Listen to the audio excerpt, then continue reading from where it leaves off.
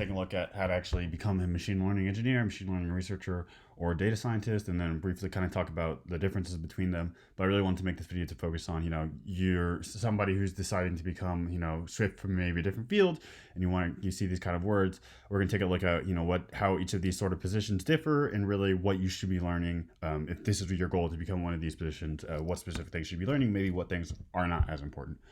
So we're going to actually just start off with the ML engineer position. So whenever I hear like an ML engineer versus a researcher versus a data scientist, I really focus on, or at least what I see a lot of in things like interview, like job postings and that sort of thing. They really focus a lot on efficiency and implementation. Basically, when I think of the ML engineer, this is a person whose kind of job is to upscale and kind of bring out all the algorithms and really implement them on a wide scale. And so kind of going with that is really efficiency is really key. I think that like going into algorithm and data structure classes, this MIT introduction to algorithms actually, I went through it and it was actually, really, really beneficial for me. Helped me learn a lot about these sort of disciplines, and especially coming from somebody who wasn't really as well familiar. If you do have a CS background, probably not, as worth it. If you do know what an algorithms, or do know algorithms and data structures already, probably already good. If you don't and you do want to become an ML engineer, it's going to be pretty important. So you're going to want to know that. Also, big O notation, which is essentially just the notation of how efficient an algorithm is. So you need to know how to like actually quantify how efficient algorithms are. I'm not going to go into all of that right now. I just hope that, again, I'm trying to bring this to the point that maybe you should do a little bit more research.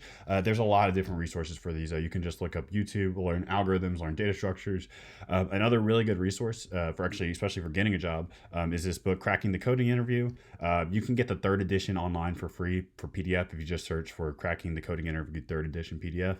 There's a lot of PDFs online, but basically this is very similar to the algorithms and data structures, and it's just basically once you get that position and you're actually looking to become an engineer, they're going to ask you either whiteboard problems or Python problems, and you should be able to know how to actually implement some of these basic like insertion sorts and really kind of what people who take a CS degree might consider pretty basic. But if you don't really grow up in this CS discipline, you may not actually be as familiar. You may not actually know as much as you should.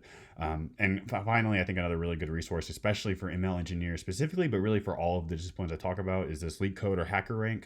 And so these are kind of going with the algorithms and data structures.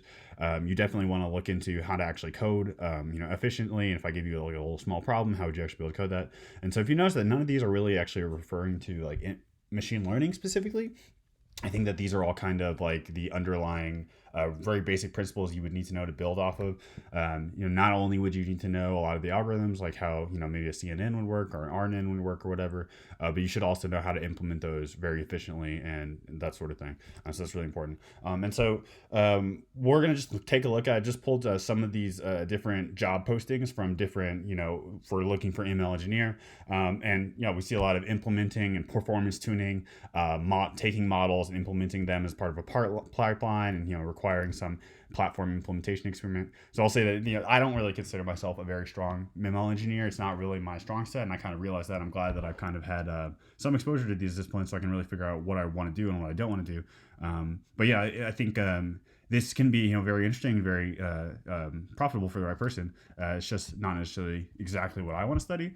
But I highly recommend, this is another job posting. I highly recommend you just go through job postings, for ML engineer, for data scientist, for ML researcher. And I guess I might as well say this right now, is that a lot of times these companies will even have, it really honestly doesn't, everybody has like a different idea of what all of these different terms mean. So really what you need to do is look at every single job posting individually and, say, well, am I qualified for this, or am I not qualified for this, or do I want to do this? And so especially right now, I think it may seem a little bit jumping the gun to start looking at these, but especially if you're just starting out, it's really important to understand what does it actually look like? What will somebody actually pay you to do? And what kind of experience are they expecting? And that's really important to gather here. So this is just more similar stuff. Basically, implementing ML engineers implement that. And try to be as efficient as possible. And so that's a really big key, especially with a lot of the programming interviews. So next, we're going to look at actually becoming a data scientist. And so this one probably has a little bit more information, just because this is kind of what I mostly consider myself. And so like the difference between an ML engineer or an ML researcher and a data scientist is, I would say a data scientist really highly focuses on like a given specific system. So like, for example, I focus on biology and finance. Other people focus on all sorts of different like oil. They're doing a lot of things in the oil industry. These machine learning. So these people, you not only need to know again the machine learning algorithms and kind of going through that, but you also need to have a pretty solid understanding of the underlying system that you're going to be looking at. So luckily, I was able to get a bachelor's degree in biochemistry, and so I was able to apply that previous experience I gained with the newer machine learning methods that I learned. And so I think it's just another example, especially if you have like an already strong background in something and you already know a lot of science, you still enjoy that, but you just want to apply data science to that, or data machine learning engineers in machine learning techniques to that. Data scientist would be a very what I would call a very similar position to what something you'd be looking for. And so kind of going along with that, you need to really focus on not just machine learning, but also kind of general statistics. What I mean by that is like just basically hypothesis testing and study design. Because when I think of a data scientist, you're essentially the person that's supposed to be, monitoring or making the architect. You want to do an experiment, how to best perform that experiment. How do we best get these results? How do we actually understand what's the best method? And usually, again, this is a very specific system, so it's important to know that.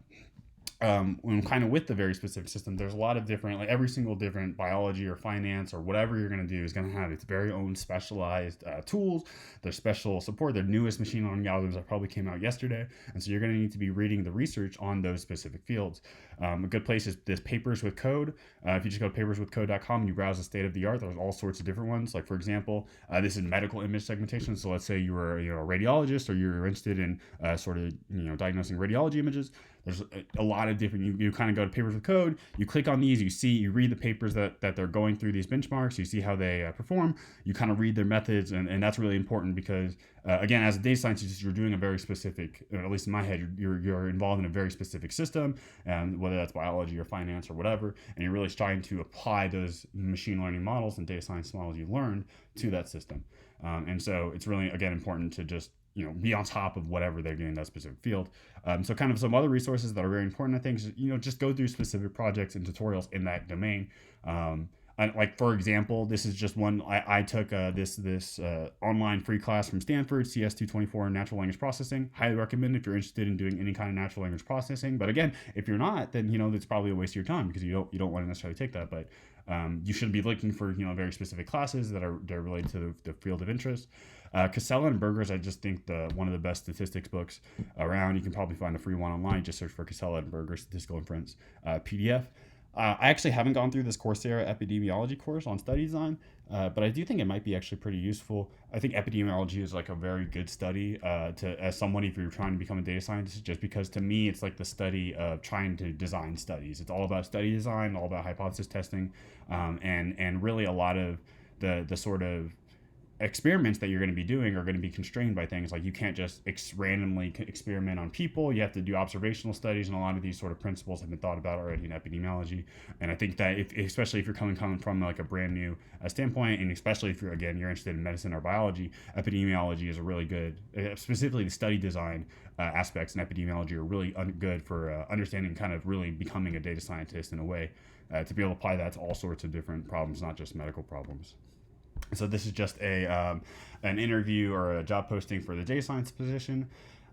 Essentially they are ensuring work with data scientists to ensure that the correct data sets, the correct calculations, the correct analytical method. Basically, you should be the guy who's if everybody else is kind of ignoring or maybe not giving as much attention, you should be the person who's saying, well, are we sure we can do this study because these are our inputs and these are our outputs? Just the kind of very basic principles of statistics and machine learning. And also, applying those to the brand new techniques that we're learning today, a big part of being a data scientist. And so finally, the last position we have is this ML researcher position. And I think, to be honest, I think this is one of the most complex ones. This requires, you should learn all of the math, all of the computer science, all the machine learning theory. This is the really one. Like the other sort of disciplines, the data scientist and the ML engineer. Honestly, you could probably get away with like not exactly knowing how these models work and just really kind of learning to implement them correctly and implement them quickly. But for the ML researcher, you're probably going to need to really, really understand, not just basic levels of like, what are the inputs, what outputs, but actually, what exactly these are doing. And it's really important to know that. And so I think with that, they ask you a lot of the positions. If you look at ML researchers, will ask you to publish in these journals and attend these conferences. So a really good way to actually learn these sort of field is actually just read these journals, read these conferences. Papers with Code, again, is a great resource. Honestly, just go look up there, just click some random papers. You'll end up doing very well for yourself. But basically, yeah, just stick with the top of the line research, top of the line journals. Make sure you read them. Attend all the conferences you can. They can be kind of expensive, especially if you don't have like an academic license. But just try to really ingrain yourself in this, all of these conferences and top of the line, state of the art, brand new machine learning research. So this is another one. This is for the ML research. They want you to have these publications in these conferences, so you probably read those as well. Also, another one, they'll tell you the different programming languages. In general, Python is pretty much, if you're just going to learn one language, learn Python. But if you're actually going to become any one of these, you're going to have to learn more than one language. There's really no way to get bad at it. If you're going to be a data scientist, again, it's like what I know, so you would learn like SQL or Python. But just look at your, whatever positions that you see online and just kind of see which ones are those that you would like to do. Yeah. Here's another one. Basically, promoting research results through scholarly publications and presentations at leading conferences, leading the development of research proposals. So these are really kind of high level, really publishing state of the art stuff. Really kind of complex things, and I think that you just really should know. Just do as much effort as you can. Read state of the art papers. Really try to understand how they work as best as you can, and that's, I think, going to help you a lot.